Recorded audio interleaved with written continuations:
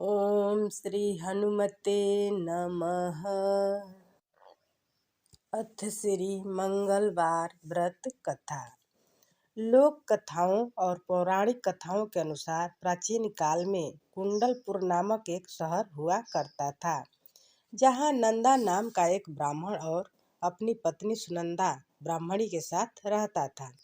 धनी दंपति की कोई संतान नहीं थी जो उनके वंश के नाम को आगे बढ़ा सके। इस वजह से ब्राह्मण हनुमान जी की पूजा अर्चना के लिए वन की ओर प्रस्थान कर गया। वहीं ब्राह्मण की पत्नी ने घर पर बजरंग बली की पूजा अर्चना शुरू कर दी।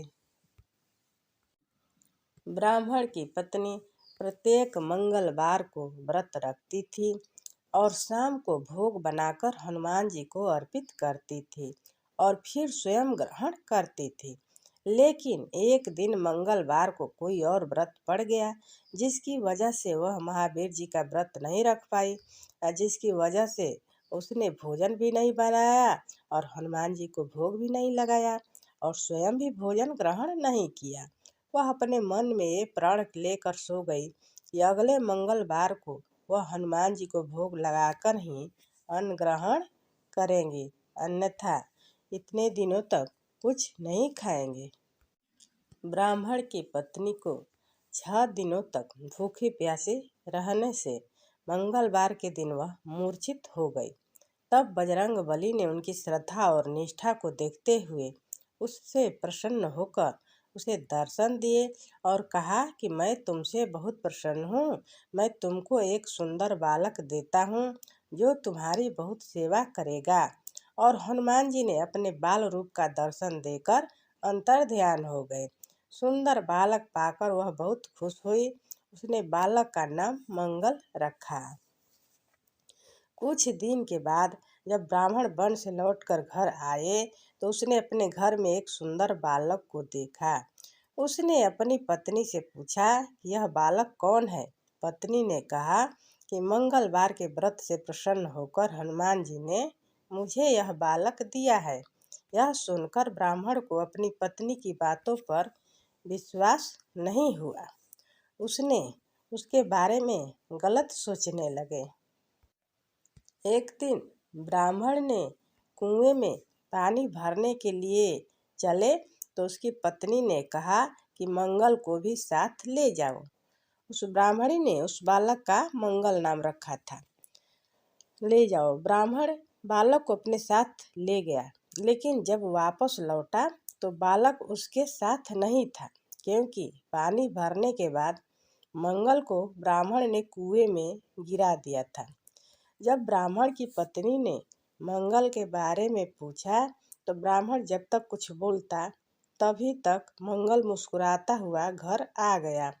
उसको देखकर ब्राह्मण आश्चर्यचकित हुआ।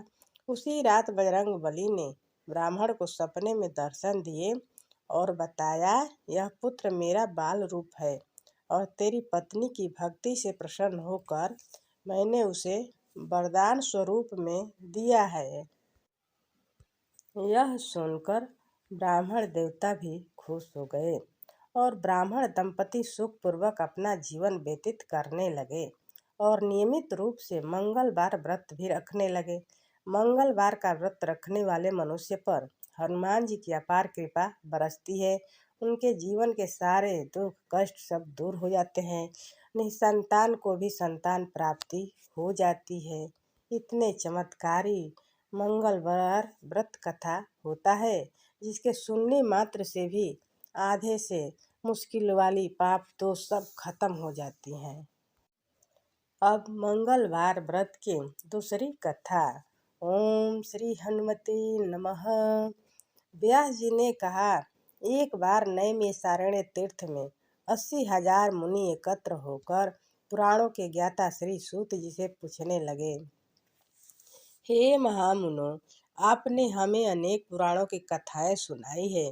अब कृपा करके हमें ऐसा व्रत और कथा बताएं जिसके करने से संतान की प्राप्ति हो तथा मनुष्यों का रोग शोक अग्नि सर्व दुख आदि का भय दूर हो, क्योंकि कलयुग में सभी जीवों की आयु बहुत कम है।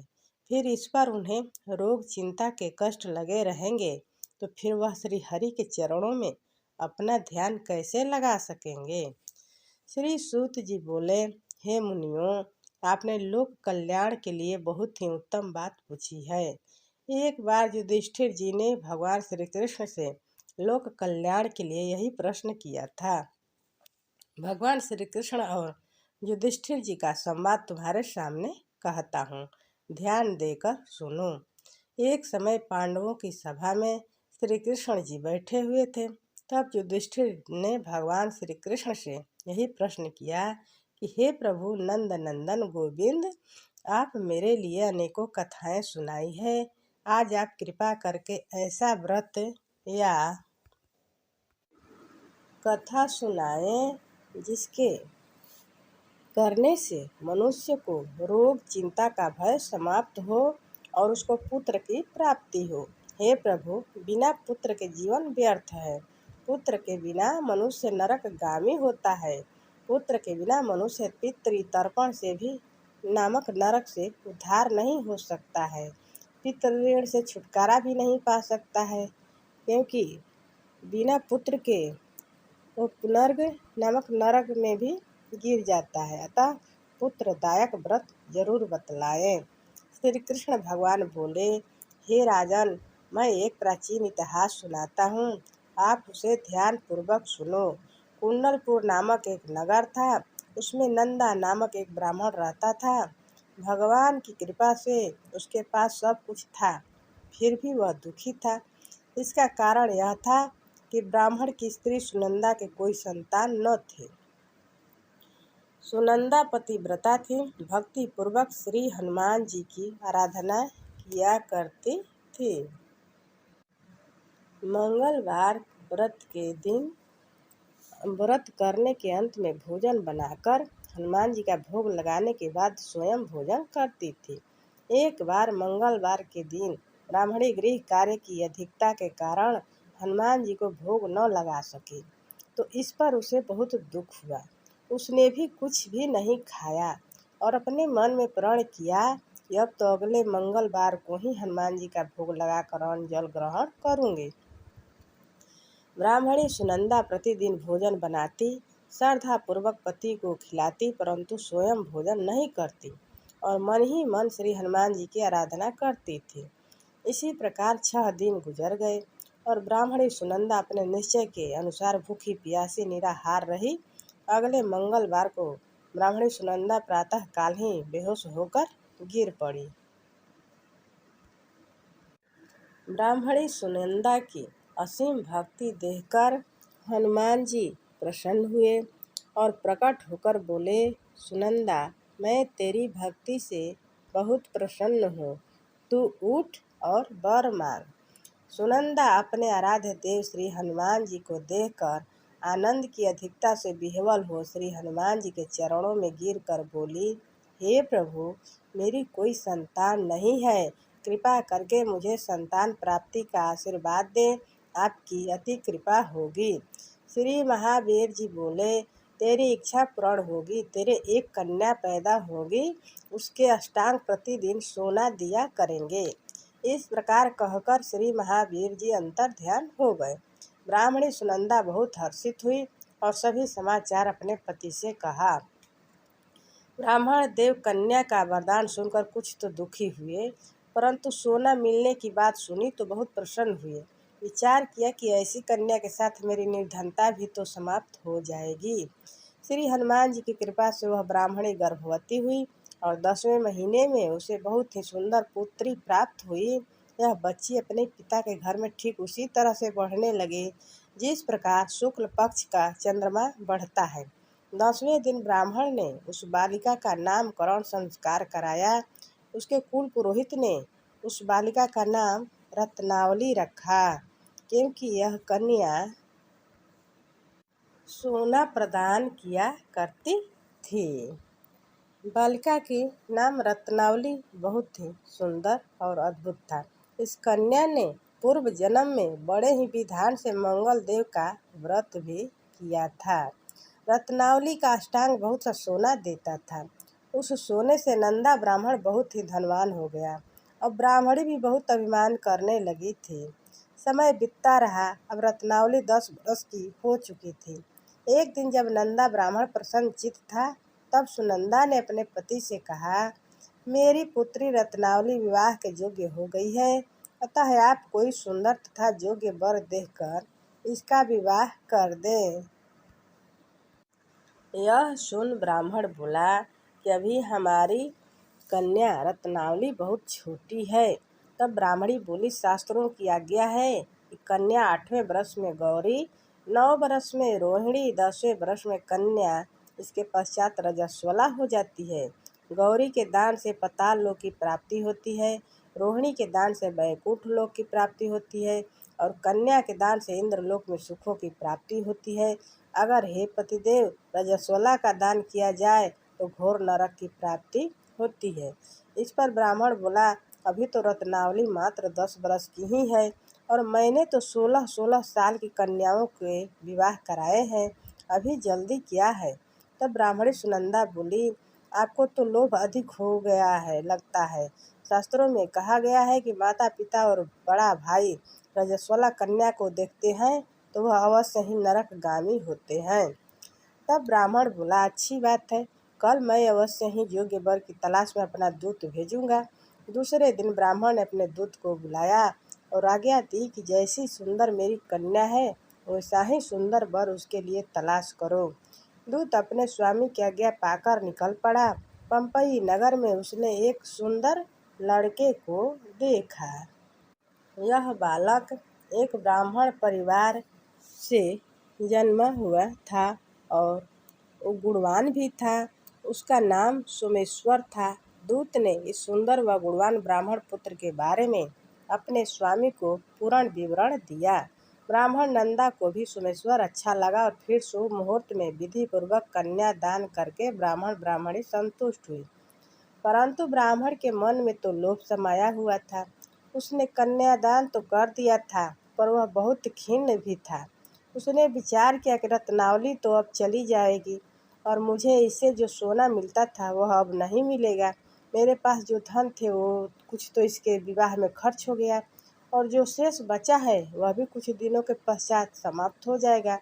मैंने तो इसका विवाह करके बहुत ही बड़ी भूल कर दी है। अब कोई ऐसा उपाय हो कि रत्नावली मेरे घर में ही बनी रहे, अपनी ससुराल ना जावे। लोभी रूपी राक्षस ब्राह्मण के मस्तिष्क पर छाता छा रहा था। रात भर अपनी शैया पर बेचैनी से करवटें बदलते बदलते उसने एक बहुत ही क्रूर निर्णय लिया। मन में उसने विचार किया कि जब रत्नावली को लेकर उसका पति सोमेश्वर अपने घर को जाएगा तो वह मार्ग में छिपकर सोमेश्वर का वध कर देगा और अपनी लड़की को अपने घर ले आवेगा, जिससे नियमित रूप से उसे सोना भी मिलता रहेगा और समाज का कोई मनुष्य उसे दोषी भी नहीं मानेगा। प्रातः काल हुआ तो नंदा और सुनंदा ने अपने जमाई तथा लड़की को बहुत सारा धन देकर विदा किया।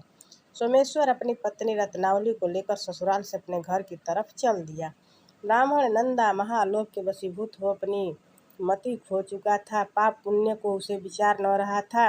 अपने भयानक और क्रूर निर्णय को कार्य रूप देने के लिए उसने अपने दूत को मार्ग में अपने जमाई का वध करने के लिए भेज दिया था, ताकि रत्नावली से प्राप्त होने वाला सोना उसे हमेशा मिलता रहे और वो कभी निर्धन न हो। ब्राह्मण के दूत ने अपने स्वामी की आज्ञा का पालन करते हुए उसके जमाई सोमेश्वर का मार्ग में ही वध कर दिया।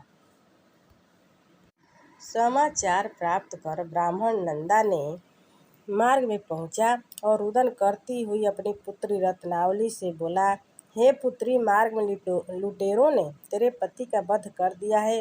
भगवान की इच्छा के आगे किसी की नहीं चलता है, कोई बस नहीं चलता है। अब तू घर चल, वहाँ पर ही रहकर शेष जीवन व्यतीत करना। जो भाग्य में लिखा है वही होगा। अपने पति की अकाल मृत्यु से रत्नावली बहुत दुखी हुई। करुण क्रदन व रुदन करते हुए अपने पिता से बोली, हे पिताजी, संसार में जिस स्त्री का पति नहीं है उसका जीना व्यर्थ है। मैं अपने पति के साथ ही अपने शरीर को जला दूंगी और सती होकर अपने इस जन्म को, माता पिता के नाम को तथा सास ससुर के यश को सार्थक करूंगी। ब्राह्मण नंदा अपनी पुत्री रत्नावली के वचनों को सुनकर बहुत दुखी हुआ। विचार करने लगा कि मैंने व्यर्थ ही जमाई के वध का पाप अपने सिर लिया और रत्नावली तो उसके पीछे अपने प्राण तक देने को तैयार है। मेरा तो दोनों तरफ से मरण हो गया। धन तो अब मिलेगा नहीं, जमाई वध के पाप के फलस्वरूप यम यातना भी भुगतनी पड़ेगी। यह सोचकर वह बहुत खिन्न हुआ। सोमेश्वर की चिता बनाई गई। रत्नावली सती होने की इच्छा से अपने पति का सिर अपनी गोदी में रखकर चिता में बैठ गई। जैसे ही सोमेश्वर की चिता को अग्नि लगाई गई, वैसे ही प्रसन्न हो मंगल देव वहाँ पर प्रकट हो गए और बोले कि हे रत्नावली, मैं तेरे पति भक्ति से बहुत प्रसन्न हूँ, तू वर मांग। रत्नावली ने अपने पति का जीवन दान मांगा। तब मंगल देव बोले, रत्नावली, तेरा पति अजर अमर है, यह महाविद्वान भी होगा और इसके अतिरिक्त तेरी जो इच्छा वर हो वो भी मांग ले। तब रत्नावली बोली, हे ग्रहों के स्वामी, यदि आप मुझ पर प्रसन्न हैं तो मुझे यह वरदान दीजिए कि जो भी मनुष्य मंगलवार के दिन प्रातःकाल लाल पुष्प और लाल चंदन से पूजा करके आपका स्मरण करें, उसको रोग व्याधि न हो, स्वजनों का भी कभी उसे वियोग न हो, सर्प अग्नि तथा शत्रुओं का भी भय न रहे। जो स्त्री मंगलवार का व्रत करे वह कभी विधवा न हो। मंगल देव ने तथास्तु कहकर अंतर ध्यान हो गए। सोमेश्वर मंगल देव की कृपा से जीवित हो उठा। रत्नावली अपने पति को पुनः प्राप्त कर बहुत प्रसन्न हुई और मंगल देव का व्रत प्रत्येक मंगलवार को करके व्रतराज और मंगल देव की कृपा से इस लोक में सुख ऐश्वर्य को भोगते हुए अंत में अपने पति के साथ स्वर्ग लोक को चली गई। बोलिए प्रेम से बोलिए बजरंगबली की जय। मंगलवार व्रत कथा समाप्त।